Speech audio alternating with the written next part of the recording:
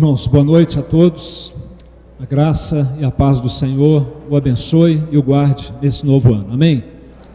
Vamos abrir a palavra do Senhor em Efésios, no capítulo 5, retomando a nossa série de exposição bíblica da carta de Efésios. Nós começamos em fevereiro do ano passado e terminaremos, se Deus quiser, em fevereiro desse ano. Hoje é o 30º sermão em Efésios. Foram 30 mensagens bíblicas expondo a carta, e hoje nós estaremos lendo e compartilhando Efésios 5, verso 22 a 24, porém nós vamos ler o verso 21 anteriormente, e depois 22 a 24. A palavra de Deus nos diz: sujeitando-vos uns aos outros no temor de Cristo, as mulheres sejam submissas ao seu próprio marido como ao Senhor. Porque o marido é o cabeça da mulher, como também Cristo é o cabeça da igreja, sendo este mesmo o Salvador do corpo. Como, porém, a igreja está sujeita a Cristo, assim também as mulheres sejam em tudo submissas ao seu marido. Verso 32 e 33. Grande é este mistério, mas eu me refiro a Cristo e à igreja. Não obstante, vós, cada um de per si, também ame a própria esposa como a si mesmo, e a esposa respeite ao marido. Vamos mais uma vez falar com o Senhor.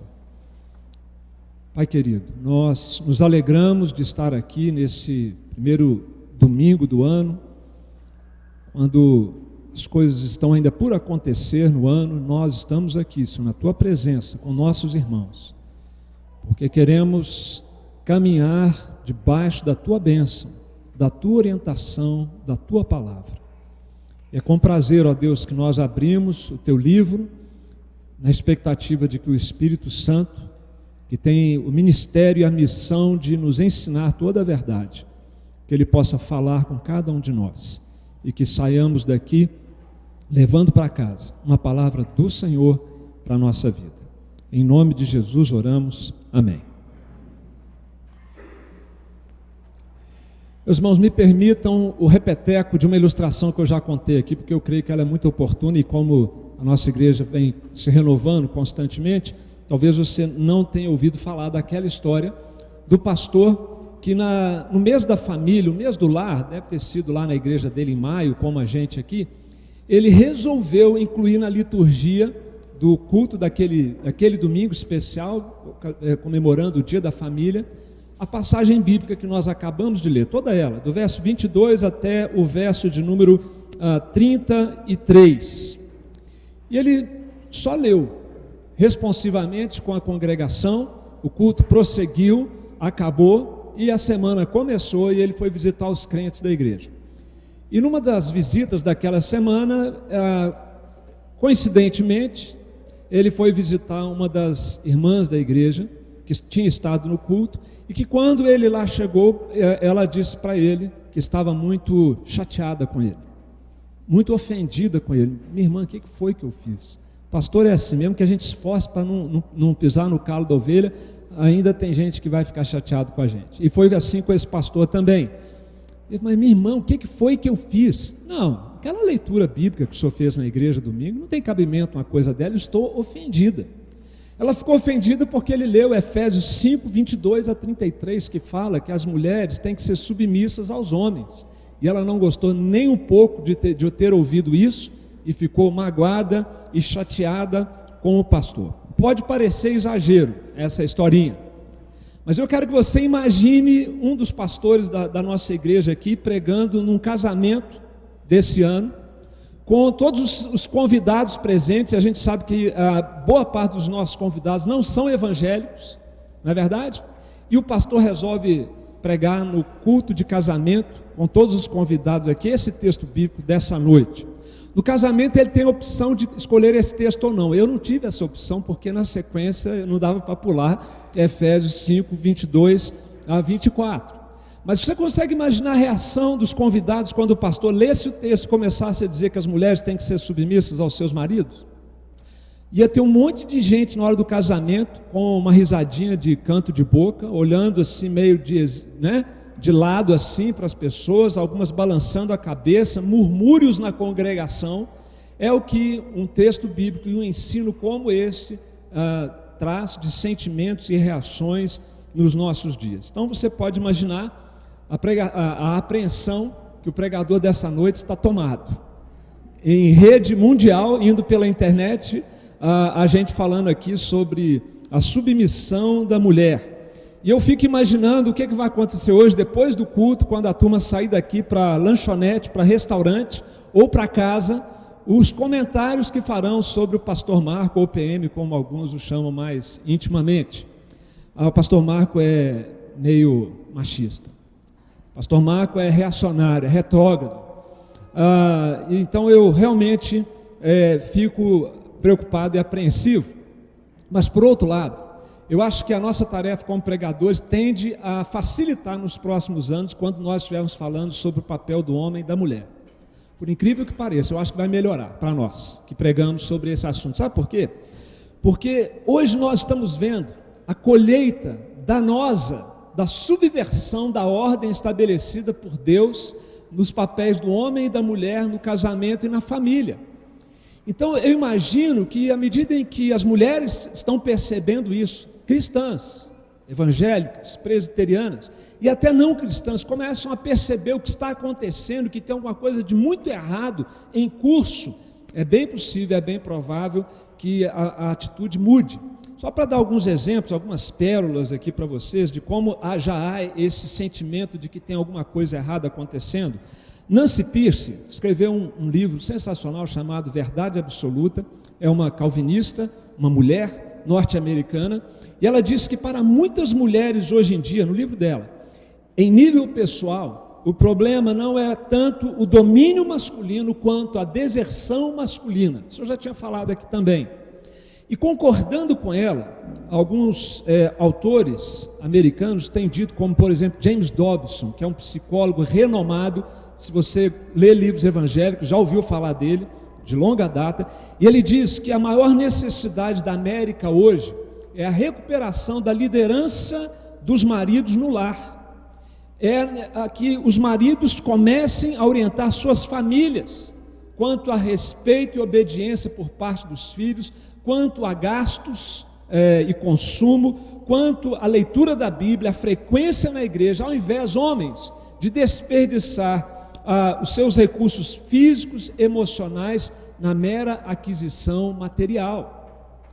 E ainda concordando com Dobson e com a Nancy Pierce, John Piper, nós já sabemos bem, um influente pastor batista, calvinista, escreveu um livreto que eu recomendo a propósito do assunto de hoje, intitulado Qual é a Diferença?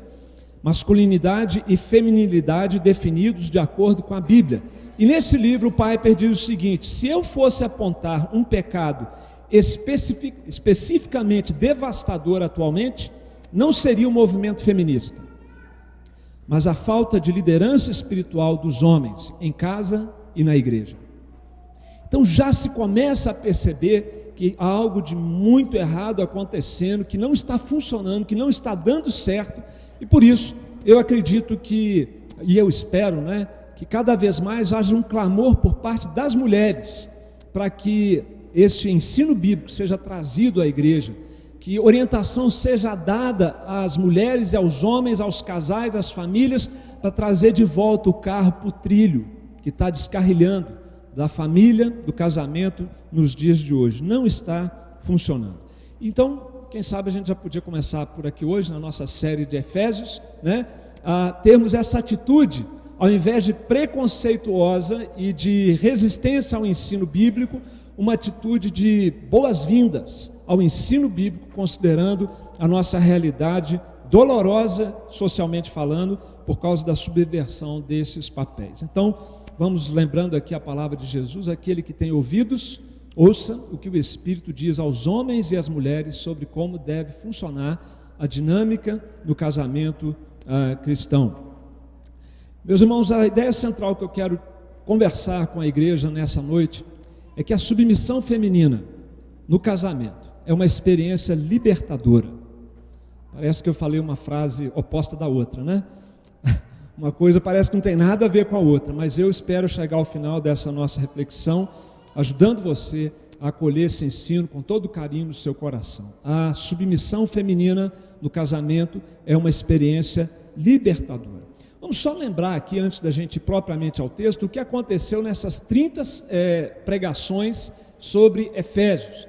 Nós estivemos estudando Efésios com os pastores da igreja desde o começo do ano passado, porque essa carta é uma carta muito oportuna, pois ela vem nos dizer o que é ser um cristão e o que é ser uma igreja cristã. Então, nós estamos vivendo em dias em que a igreja está cheia de crentes não nascidos de novo e de crentes nascidos de novo ou não, que estão desertando das igrejas. Por isso, Efésios foi uma carta extremamente oportuna ao longo desse ano. Ela trata exatamente dessa temática, o que é ser cristão e o que é ser uma comunidade cristã. E nós sabemos que o apóstolo Paulo, ele tinha por hábito, primeiramente, fundamentar seu ensino doutrinariamente, teologicamente, e depois trazer as implicações práticas dessa doutrina. John Stott fala da primeira parte da carta de Efésios, os 3 primeiros capítulos, o seguinte: através de Jesus Cristo, sua morte e ressurreição, Deus está criando uma coisa inteiramente nova, não apenas uma vida nova para os indivíduos, mas sim uma nova comunidade, e essa é uma visão magnífica. Disso Paulo trata em 3 capítulos, dessa coisa magnífica que Deus está trazendo à luz na história da humanidade, crentes nascidos de novo, homens e mulheres nascidos de novo, e uma nova comunidade. Dos capítulos 4 ao 6, e nós estamos nessa seção do livro, nós temos então a parte prática. Se a primeira parte fala dos privilégios espirituais da igreja, a segunda parte fala das responsabilidades espirituais que nós temos como crentes e como igreja. E Paulo aqui então, ele entrega nessa segunda parte o prato feito da doutrina, pronto para consumo na vida prática do dia a dia de cada um de nós. Paulo nos ajuda na nossa caminhada como discípulos de Jesus, para nós que já temos uma vida nova, a aprender a andar nesse novo caminho que Jesus veio nos trazer. E é nesse contexto, então, da aplicação da doutrina, que nós chegamos ao papel feminino da submissão no casamento, porque, na verdade, Paulo está tratando de um tema mais amplo, que é o andar nessa caminhada como novas criaturas, em harmonia nos nossos relacionamentos, sejam esses relacionamentos familiares, de marido e mulher, pais e filhos, relacionamentos profissionais, de senhores e servos, patrões e empregados, e assim então é que neste contexto está a submissão feminina. Se nós estamos afirmando que a submissão feminina é uma experiência libertadora, como é que nós podemos tornar isso prático e vivenciável na vida das irmãs e na vida dos casais aqui representados? Nós temos que levar em conta alguns requisitos, sem os quais essa experiência da submissão não será jamais libertadora. Ela vai continuar sendo, como tem sido há séculos, opressora, anuladora da dignidade, do valor da mulher. Como fazer? Quais são os requisitos? Para que isso de fato aconteça, em primeiro lugar, meus irmãos, o primeiro requisito, é preciso que todos nós, especialmente as mulheres, compreendam a nossa fé, ou compreendamos a nossa fé como uma cosmovisão cristã. Então, antes de falar da parte prática, de novo, nós temos aqui que trazer uma reflexão um pouquinho filosófica aqui. Efésios 4, no primeiro versículo, está escrito assim: rogo-vos, pois eu, o prisioneiro no Senhor, que andeis de modo digno da vocação a que fostes chamados. O apóstolo Paulo, ele começa a parte prática do livro de Efésios dizendo que quem nasceu de novo, quem é discípulo de Jesus, faz parte de uma comunidade cristã autêntica, ele tem uma caminhada a percorrer, uma vocação à qual responder. Essa vocação é o chamado, e quem está chamando é Deus. Deus nos chamou das trevas, nos colocou na luz, nos colocou no seu reino, para que nós vivamos de uma forma específica, para que nós andemos de uma forma específica. Ele diz então: rogo-vos, irmãos, que andeis de modo digno desta vocação a qual nós fomos chamados. Warren Wiersbe, um teólogo americano, ele é um pastor já ancião, tido como pastor dos pastores. Ele disse que se não aprendermos a andar, jamais poderemos correr na vida cristã ou permanecer de pé no campo da batalha. E nós sabemos que nós somos chamados tanto para correr com perseverança a nossa carreira, quanto para permanecer de pé, firmes e inabaláveis, na nossa batalha contra a carne, o mundo e o diabo. Mas então nós temos que aprender a andar. E Paulo então vai nos ensinar a andar. Em toda a segunda parte de Efésios, ele está nos ensinando os passos da caminhada cristã. A título de retrospectiva, nós vimos nessas mensagens anteriores que nós somos chamados a andar em unidade. Se queremos andar de modo digno, precisamos andar em unidade. Se nós quebramos a nossa unidade, se nós prejudicamos essa unidade, não estamos andando dignamente. Paulo também diz que nós devemos andar em pureza. Não andeis como andam os gentios na vaidade dos seus próprios pensamentos. Ele diz que nós devemos andar em amor. Literalmente, ele vai dizer isso lá pela altura do capítulo 5. Depois ele vai dizer que nós devemos andar como filhos da luz, dando frutos de quem está de fato na luz. Em seguida, Paulo vai dizer que nós devemos andar prudentemente. Vede prudentemente como andais, em sabedoria. E agora, ele vai dizer então para nós andarmos em harmonia, nos diversos relacionamentos, entre estes, o relacionamento da família. O que eu quero demonstrar com essa retrospectiva da caminhada cristã? Você consegue perceber que ser um crente, ser um seguidor de Jesus, é muito mais do que ter um bilhete premiado para ir para o céu? Envolve todas as áreas da nossa vida, envolve os relacionamentos eclesiásticos, envolve o caráter interior, nossa pureza interior, envolve os relacionamentos particulares e pessoais na família, no trabalho, envolve a nossa vida, inclusive no aspecto mais transcendente da batalha espiritual. Tudo está implicado no fato de você ser um cristão, um seguidor de Jesus. Só quem foi mal discipulado, só quem passou por um discipulado deficiente é que acha que cristianismo, que evangelho é uma coisa só para o domingo e só para devocional dentro de casa. Nosso evangelho, o evangelho em que nós cremos, ele tem que se espalhar, ele tem que respingar em todas as áreas da nossa vida. E é isso que nós estamos querendo dizer, que a fé cristã tem que ser entendida como uma cosmovisão. Cosmovisão é isso, é uma mentalidade abrangente que faz a integração da sua fé com todos os departamentos e áreas da sua vida, como Paulo acabou de fazer aqui diante dos nossos olhos. Nós recordamos andar nessa área, andar naquela área, naquela outra área, tudo de modo digno da nossa vocação. Só que muitas vezes a gente até consegue entender que cosmovisão, ou que o chamado evangelho, é para respingar na nossa ética pessoal também, não só na questão religiosa, mas na ética pessoal. O conceito de cosmovisão vem nos ajudar a entender que vai além também da questão da ética pessoal. Inclui educação. Por isso que no Colégio Presbiteriano Mackenzie, na Universidade Mackenzie, nós falamos de criacionismo e procuramos integrar o criacionismo com todas as outras disciplinas que são estudadas na área secular, apesar de todas as críticas que a mídia faz à nossa instituição de ensino. Porque entendemos que a nossa fé tem que definir e influenciar, inclusive, o processo educacional.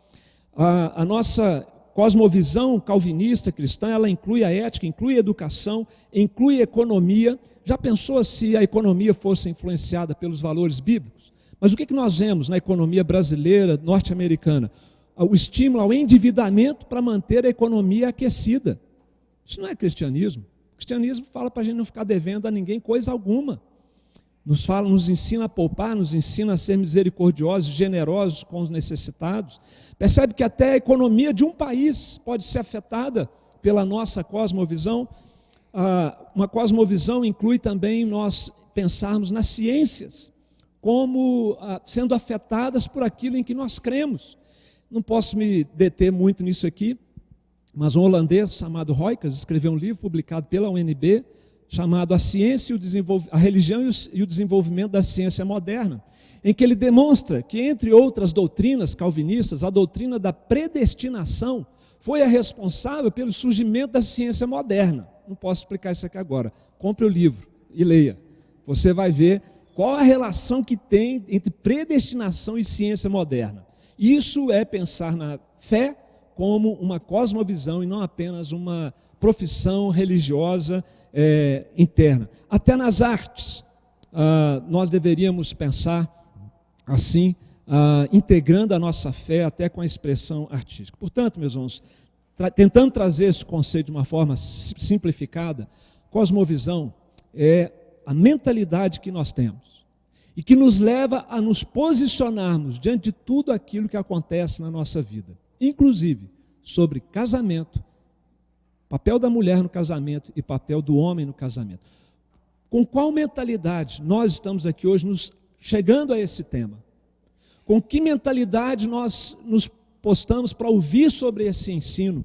Com que mentalidade nós conduzimos os nossos lares no exercício da masculinidade ou no exercício da feminilidade?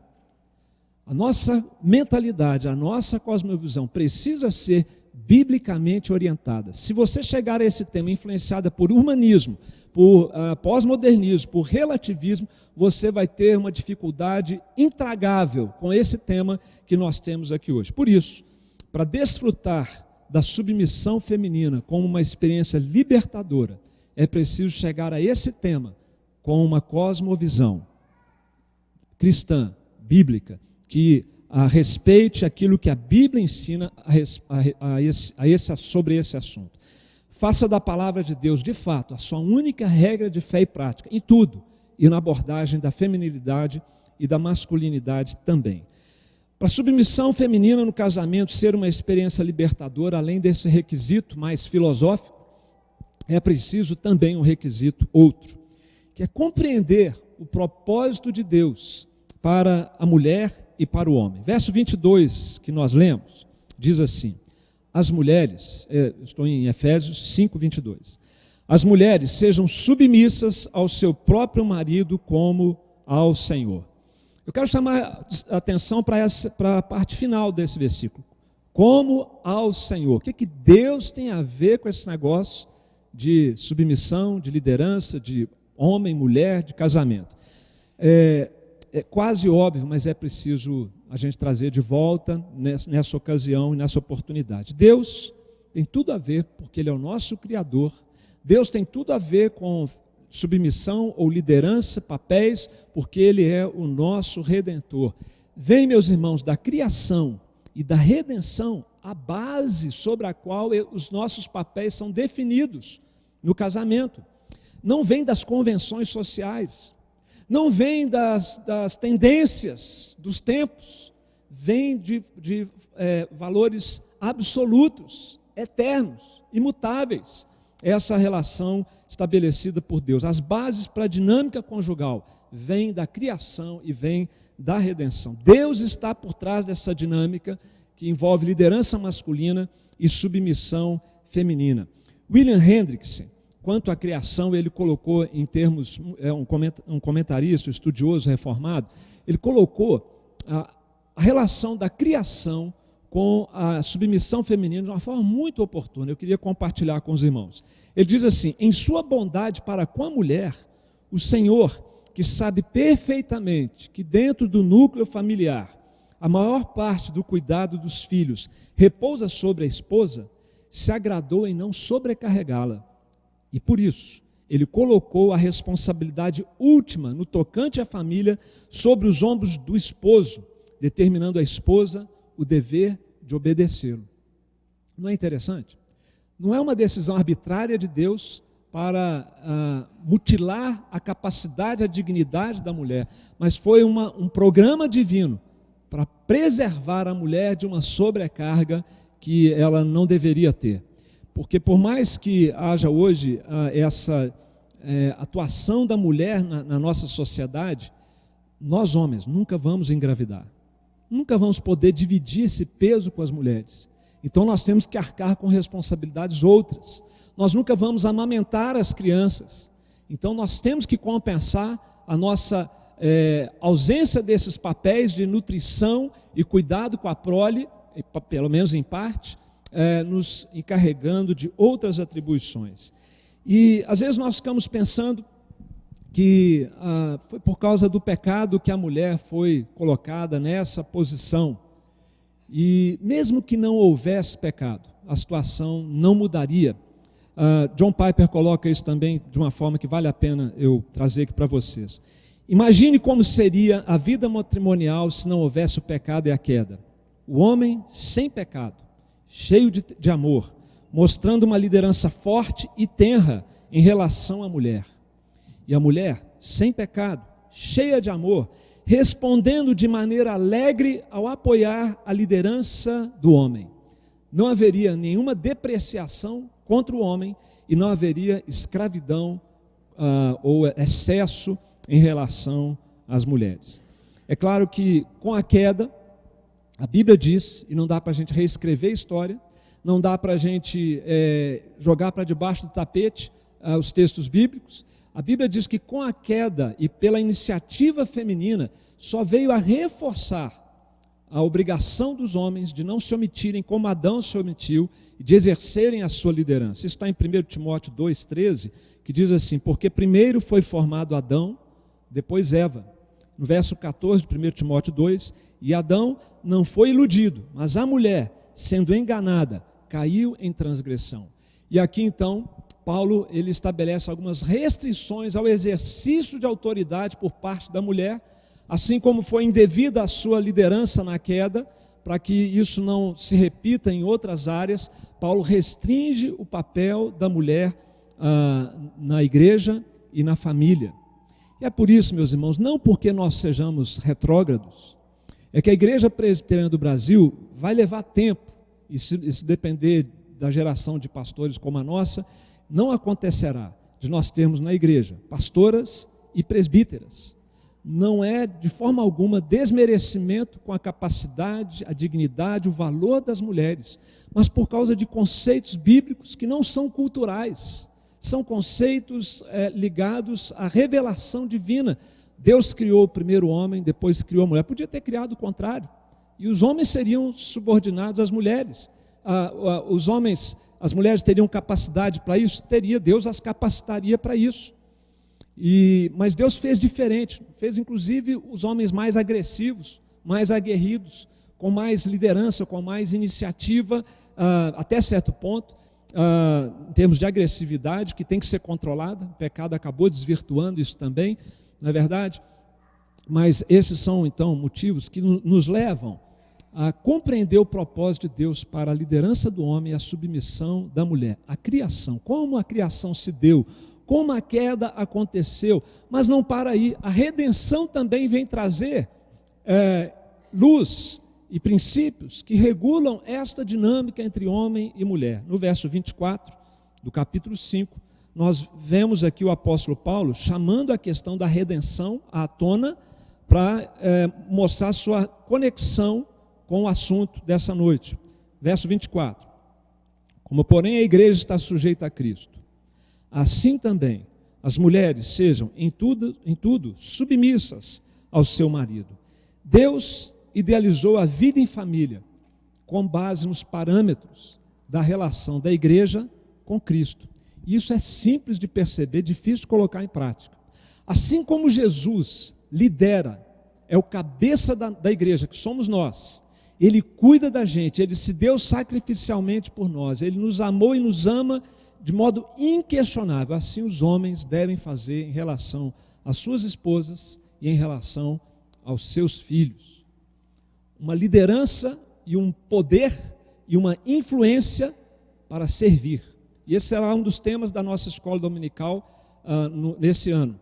Jesus como modelo de líder-servo, aquele que usa o poder para abençoar, usa a influência para ter maiores meios de beneficiar aqueles que estão debaixo do seu governo, da sua liderança. O outro lado da moeda, meus irmãos, é que assim como nós aqui hoje, nós estávamos cantando aqui algumas das músicas, dizendo da nossa alegria em adorarmos ao Senhor, em sermos submissos a Ele, em estarmos debaixo da sua autoridade. Não cantamos isso?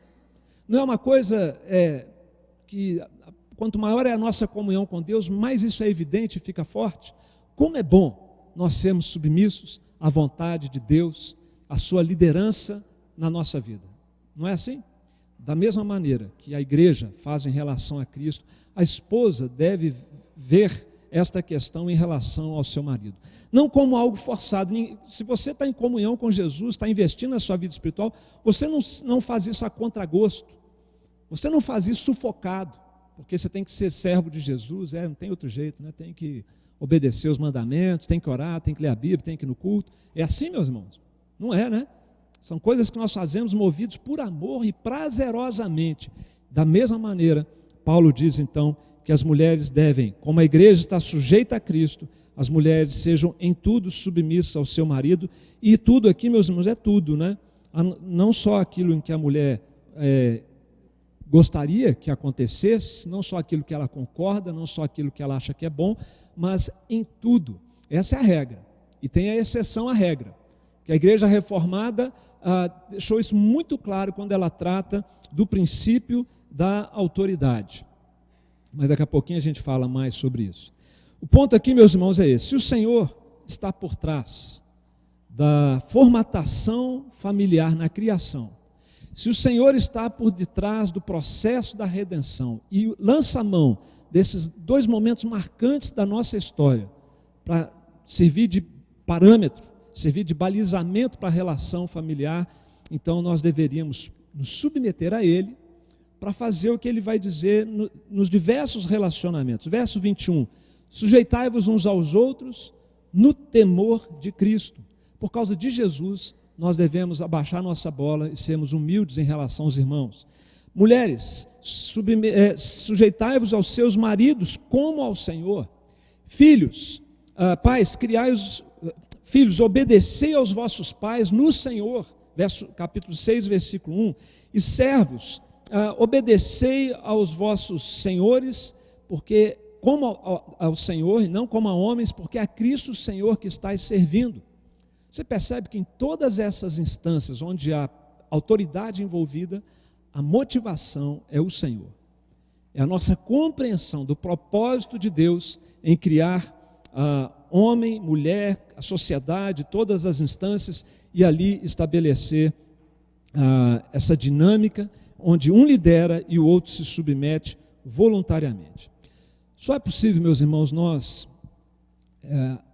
abordarmos esse tema com outro espírito, com uma outra leitura, com outro ânimo, se nós assim compreendermos o propósito de Deus na criação do homem e da mulher e aceitarmos isso de modo grato, feliz. Deus sabe o que faz, Deus sabe o que fez e assim Ele nos criou.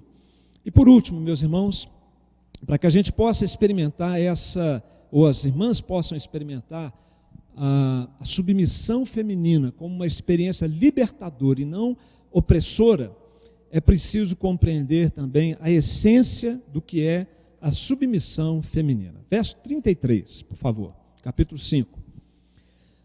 Não obstante vós, cada um de per si também ame a própria esposa como a si mesmo, e a esposa respeite ao marido. John Piper ele tem uma ilustração muito interessante a respeito dessa tensão que as mulheres têm que viver com o fato de se subordinarem à autoridade de seus maridos. Afinal de contas, desde Adão e Eva, nós estamos numa milenar guerra dos sexos. Os homens, nós, o que nos apavora, mulher, eu vou contar um segredo masculino aqui para vocês. O que nos apavora, ancestralmente falando, admitamos ou não, é o medo de nós perdermos a nossa autoridade. Nada nos deixa mais apavorados do que isso. Por outro lado, nada deixa vocês, irmãs queridas, mais desesperadas do que a iminência de vocês perderem sua autonomia e sua liberdade num relacionamento matrimonial. E é essa tensão que faz com que homens de um lado entrincheirados e mulheres do outro entrincheiradas, a gente viva medindo forças uns com os outros, um sexo com o outro. Muito bem, então John Piper, ele traz uma ilustração muito interessante que mostra que a independência ilimitada não é liberdade de verdade. Imagine duas mulheres caindo em queda livre. Subiram no avião, 10 mil metros de altitude, e de lá as duas pularam em queda livre. Só que uma tem um peso nas costas, chamado paraquedas. A outra tem liberdade total, ela pode se movimentar como quiser, não tem nada restringindo os seus movimentos, e as duas estão descendo em queda livre, uma experiência maravilhosa, vertiginosa, adrenalina total. Qual delas é mais livre? A que tem um paraquedas, ou aquela que sem nenhum obstáculo está descendo para um final trágico? Aqui não podemos chamar isso de verdadeira liberdade. Não podemos chamar de liberdade a independência ilimitada que vai conduzir a um final trágico. Não existe liberdade absoluta para nenhum de nós em nenhuma esfera da vida, nem em relação a Deus, nem em relação a marido, a mulher, nem em relação a filhos, sociedade, igreja. Todos nós somos interdependentes, nós somos criados com esse DNA da necessidade de dependermos uns dos outros. Deus não criou seres autônomos, nos criou seres dependentes deles e uns dos outros. E, portanto, meus irmãos, a submissão e respeito ao marido é um paraquedas limitante, mas que dá à mulher casada a possibilidade de experimentar uma verdadeira liberdade na sua vida como mulher. Compreender a essência da submissão feminina é fundamental. Marcos Barth, um teólogo também da nossa linha reformada, ele diz que Paulo está pensando nessa hora, em submissão, no companheirismo voluntário, livre, alegre, bem pensado, como demonstra o relacionamento entre a igreja e Cristo. Conosco foi assim, né? Pela graça de Deus não fomos violentados com a liberdade que o dom da fé nos trouxe, nós aceitamos o Senhor, estamos no caminho dele, amparados pela sua graça. E John Stott, ele, para nos ajudar também a compreender o que é a essência da submissão feminina, ele definiu assim, que submissão é uma grata aceitação do cuidado do marido. É isso que o pessoal pensa em submissão quando ouve falar desse assunto? Você já imagina um cara barbudo, bruto, grosso, barbudo no sentido de barba mal feita, pessoa relaxada, né, e sendo um... vocês entenderam?